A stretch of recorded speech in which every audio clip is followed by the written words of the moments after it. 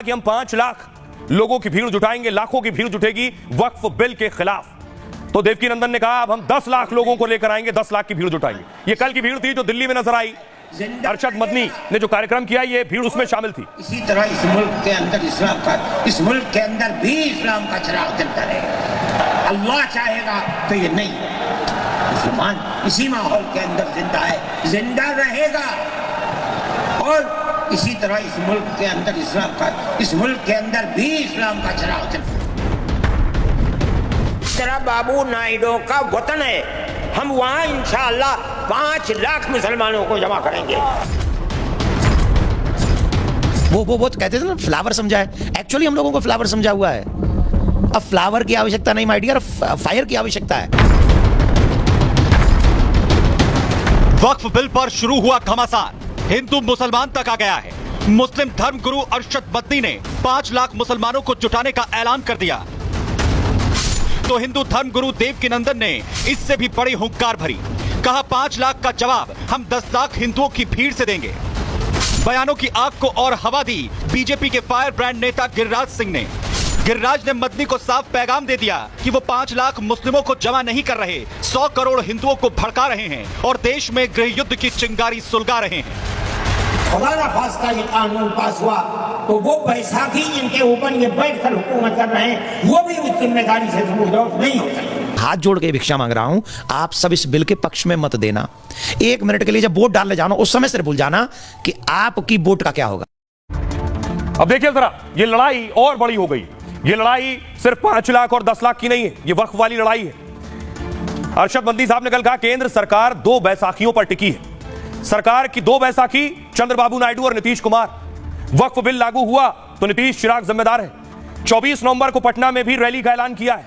इस रैली में नीतीश के शामिल होने का दावा किया है। अगले महीने आंध्र प्रदेश में बड़ा सम्मेलन करेंगे। 15 दिसंबर को आंध्र में बड़ी रैली करेंगे।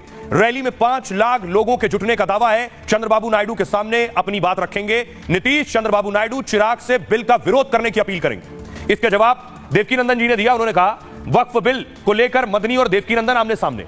वक्फ कानून के बीच सनातन बोर्ड की मांग ने जोर पकड़ लिया। मदनी ने 5 लाख की भीड़ का, देवकीनंदन ने जवाब दिया 5 लाख का जवाब 10 लाख की भीड़ देने का ऐलान किया। देवकीनंदन ने देश के दिग्गज नेताओं से अपील की है कि तेजस्वी, नीतीश, चंद्रबाबू नायडू, शरद पवार, उद्धव ठाकरे, मल्लिकार्जुन खड़गे और अखिलेश यादव सभी से अपील की कि वक्फ संशोधन बिल के समर्थन में आए। ट्रंप भी समझ गए लेकिन हमारे नेता बात नहीं समझ पा रहे। गिरिराज सिंह कह रहे हैं मदनी 5 लाख मुसलमानों को इकट्ठा नहीं कर रहे हैं, बल्कि 100 करोड़ हिंदुओं को चुनौती दे रहे हैं। यह सब कांग्रेस की देखरेख में हो रहा है और कांग्रेस देश में गृह युद्ध कराना चाहती है। आइए अब आपको सुनवाता हूं, सुनिए अरशद मदनी और देवकीनंदन क्या कह रहे हैं। जो चंद्रबाबू नायडू का वतन है, हम वहां इंशाअल्लाह 5 लाख मुसलमानों को जमा करेंगे। मैं कहता हूं कि अगर चंद्रबाबू नायडू की बैसाखी न होती और उधर नीतीश कुमार की बैसाखी न होती तो बीजेपी गवर्नमेंट नहीं बना सकती। चंद्रबाबू नायडू, मैं उनको दावत दूं और वो जमीयत उलमाए हिंद की दावत को कबूल करें। मुसलमानों के जज्बात इस मसले से कितना जुड़े हुए हैं वो अपने बंगलों में, बालाखानों में और असेंबली के हालों में बैठकर कभी नहीं समझ सकते। मुल्क की मौजूदा मरकजी हुकूमत को जिम्मेदार समझते हैं। अगर खुदा ना खास्ता ये कानून पास हुआ तो वो बैसाखी जिनके ऊपर ये बैठकर हुकूमत कर रहे हैं, वो भी उस जिम्मेदारी से दूर नहीं होता। एक ही निवेदन है मदनी जी, आराम से आप अपना धर्म का पालन कीजिए। इस देश के हिंदुओं को बांटने का काम मत कीजिए। बांटो और राज करो, ये बहुत बड़ी योजना अंग्रेजों की थी, उससे पहले मुगलों की थी। उसी योजना पे आप चल रहे हो कि आप चिराग पासवान को ये कह रहे हो कि आप इस बिल का समर्थन मत करना। चंद्रबाबू नायडू को आप कह रहे हो, आप क्या नाम है, नीतीश बाबू का नाम आप ले रहे हो। मैं तो निवेदन करूंगा जितने भी सनातनी लीडर हैं, सुन लो, अखिलेश जी इसका साथ दें, उद्धव ठाकरे जी इसका साथ दें, शरद पवार जी इसका साथ दें, और कौन है पॉलिटिशियनों में, राहुल गांधी जी, बड़े नाम, वो विपक्ष के नेता भी हैं। हाँ, मल्लिकार्जुन खड़गे साहब, राहुल गांधी साहब, और एक और हमारे दिल्ली में रहते हैं केजरीवाल साहब। आप सब हिंदू नेताओं से हाथ जोड़ के भिक्षा मांग रहा हूं, आप सब इस बिल के पक्ष में मत देना।